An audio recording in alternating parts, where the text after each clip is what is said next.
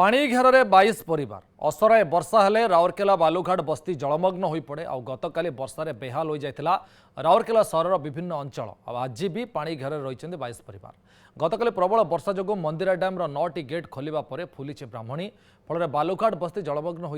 अंपटे बस्ती रोकवा लोके स्कूल घरे आश्रय नहीं विपन्न को प्रशासन पक्षर रंधा खाद्य जोगे दि जाइए। पानी तो पूरा भरजी बेले 20-30टा घर सेपटे पूरा पानी पशिगला तापर पानी ए 10टा आसला कौन गेट फेट खोलला बोली कौन कहते गेट खोलू पानी बढ़ी चली हाँ सब जिनस सेफ्टी कर लोक मैंने देख तल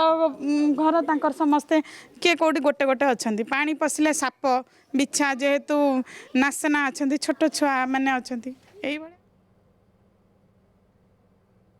माने खाली कहबे स्कूल घर को पढ़ाओ